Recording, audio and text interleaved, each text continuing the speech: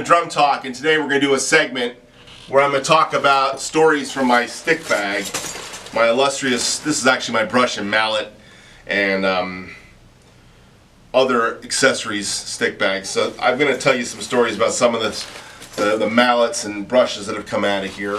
And today I've chosen 3 for this particular segment. The first being the rattle mallets.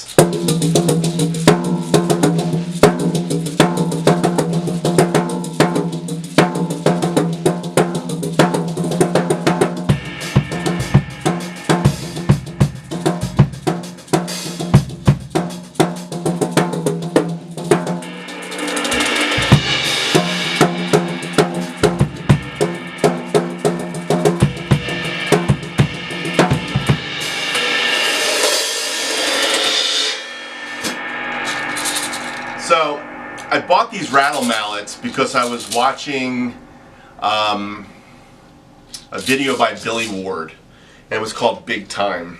It was the first Billy Ward DVD, and he was doing some crazy stuff with a pair of these kind of mallets, and he is a master. If you want to watch a guy that has that Jim Keltner vibe, it's Billy Ward. Now, Jim Keltner's another guy that's known for putting a shaker and a stick together in one hand and doing something else in the other hand.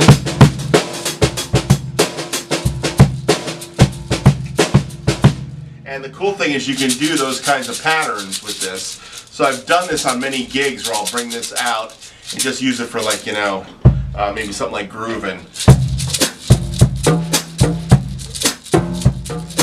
Grooving on a Sunday afternoon. Of course I gotta play it.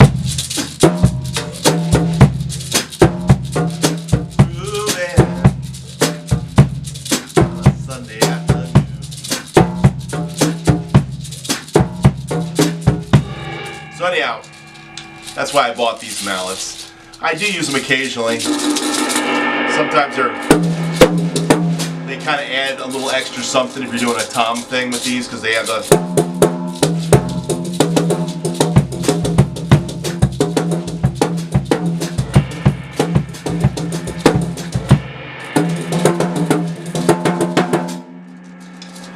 So these are Vic Firth, and they're called Maraca mallets. They're Emil Richards Maraca mallets, made by Vic Firth. Now, another pair I bought, I don't know why I bought them, to be honest, but I thought they looked cool, were these things called dreadlocks. So they make these kind of nasty stacker kind of sounds on it.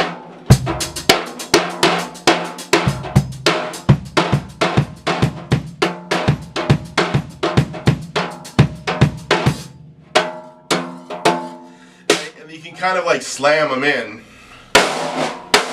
into the snare,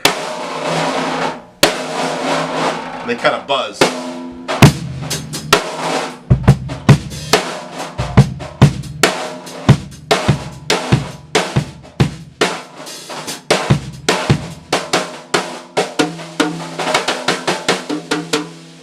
Anyhow, I used one of these, and I used a blast stick in the other hand.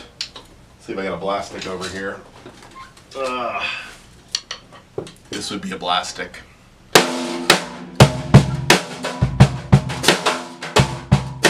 I used a blast stick and one of these in one hand on a video I did early on called Once and For All by Keith Carlock. And it was his wife, Lynn Carlock. Anyhow, she sang the song, he played on it, and it was a freebie for us Vic Firth subscribers that were subscribing to their channel, and they were basically given an opportunity to play along with the track. So I did a whole video, and I used this and this primarily in the video. So I may put a little piece of that on the front and the back end, because you can't monetize your videos anyhow anymore, so what does it matter? So anyhow, that's the second story. And the third story is the paint stirrer story. Maybe it's going to be the first story, I have no idea. I was playing a blues gig in New Jersey back in the 90s, late 90s, and with a band called String Bean and the Stalkers. And I was one of the fill-in drummers. I wasn't the main guy ever, But Dave Myers, the bass player, is a friend of mine, and he wanted to get me on the gig. We played some other Christian gigs together at church and with a guy named Mike Dacey. And so he invited me to play this gig in Ocean Grove, New Jersey in the summertime. And I was supposed to meet up with him and play. So I brought my kit and set it all up, and everything was wonderful, except for I left one thing at home: drumsticks. So I didn't have any drumsticks, so I called up a friend who lived really close who was coming down to the gig. I said, can you bring a pair of drumsticks? And they're musicians, and they usually have stuff, but they didn't have any drumsticks. So they grabbed what they had in their house. It was John and Sandy Houston, and they grabbed these paint thingies, these paint stirrer things. And I played a whole gig doing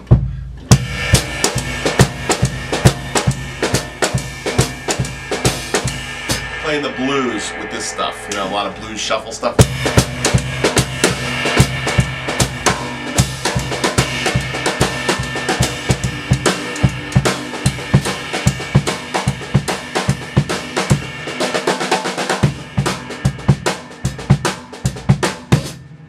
So the moral of the story is, make sure you have your sticks in your car.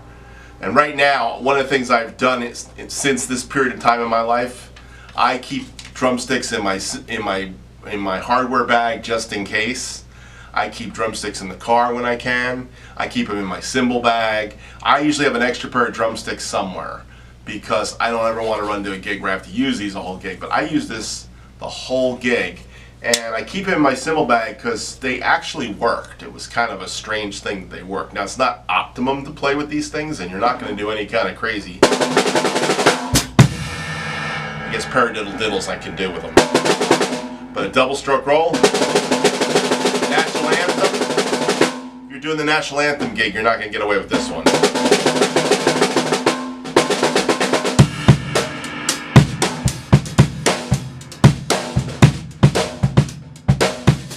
So anyhow, that's one of my weird stories, but I used a pair of paint stirrers to get through a gig in Ocean Grove back in the 70s.